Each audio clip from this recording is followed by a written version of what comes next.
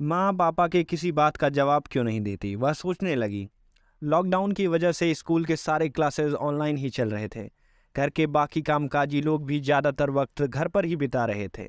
पर कोई भी किचन में माँ की मदद नहीं कर रहा था। सारा दिन उसकी माँ किचन में काम करती। दिन से रात तक वह भाग भाग कर सबकी फरमाइश पूरी करती, पर किसी को भी उसके काम की कद्र ना थी। आज जब फिर से उसके पापा माँ पर गुस्सा कर रहे, तो ओवी का मन खिन्न हो उठा। वह सोचने लगी कि ऐसा क्या करूं कि सबके दिल में माँ के काम के प्रति इज्जत का भाव आए। वह सोच में पड़ गई। तभी उसे एक आइडिया आया। वह लपक कर अपने कमरे में गई और अलमारी से अपना कैमरा निकाल कर ले आई। उस दिन वह सारा दिन यूट्यूब पर कुछ सर्च करती रही।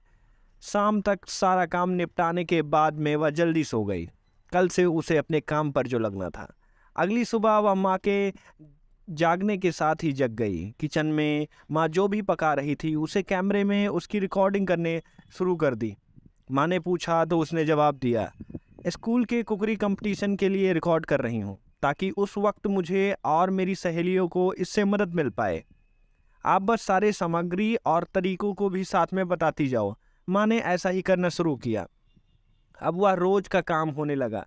वह किचन में माँ के साथ रहती, सारे डिशेज रिकॉर्ड करती और बाद में अपनी पढ़ाई पूरी करने के बाद फ़ोन में कुछ करती रहती। इस तरह दिन बीतने लगे। ओवी के साथ समय बिताने से माँ अब थोड़ी खुश ही रहने लगी थी। एक माह बीतने को था। आज मदर्स डे था। ओजस्वी ने कुछ खास करने का सोचा। अपने आसपास रहने वालों दोस्तों की मदद से उसने पूरे हॉल को अच्छे से सजाया। उसके बाद कमरे की लाइट बंद कर दी। आज सुबह से ही ओजस्वी माँ को कहीं नजर नहीं आई। उन्हें फिक्र होने लगी। उन्होंने जल्दी जल्दी से काम निपटाकर उसे ढूंढना शुरू किया। नीचे के सारे कमरे में जब वह नहीं दिखी तो माँ के कदम ऊपर हॉल की तरफ बढ़ चले। दरवाजा खुला था। अंदर गुप्त अंधेरा था। उसने आवाज लगाई, ओजस्वी ओजस्वी कहाँ है तू? तभी कमरे की लाइट जल पड़ी। ओजस्वी की आवाज आई, हैप्पी मदर्स डे माँ, love you so much. Hall में तालियों की गूंज सुनकर उन्होंने नजरें दौड़ाई तो सामने घर के सारे लोग और कुछ पड़ोसी भी मौजूद थे। उसने एक गिफ्ट अपनी माँ की ओर बढ़ाया। उसे खोल कर देखो। माँ आश्चर्य में पड़ गई। बाद में देखती हूँ ना। नहीं, अभी खोलो, ओजस्वी ने जिद किया। ठीक है। जैसे ही उन्होंने गिफ्ट का रैपर हटाया, उपहार को देखकर उसके रगों में खुशी की लहर दौड़ गई। अंदर यूट्यूब से आया सिल्वर प्ले बटन था, जो उसके 1 लाख सब्सक्राइबर होने पर मिला था।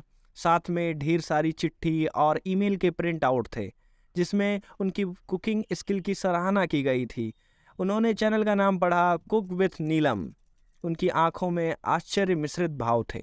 उन्हें यकीन ही नहीं हो रहा था कि उनकी छोटी सी बिटिया रानी ने कैसे ये सब कर दिया। तभी ओवी ने अनाउंस किया, ladies and gentleman, here I am presenting Mrs Neelam Gupta, the host of cook with Neelam show. सबने जोरदार तालियों से उनका स्वागत किया। वो भाव विह्वल हो ओजस्वी के गले लग गई। भगवान तुझसे बिटिया सबको दे।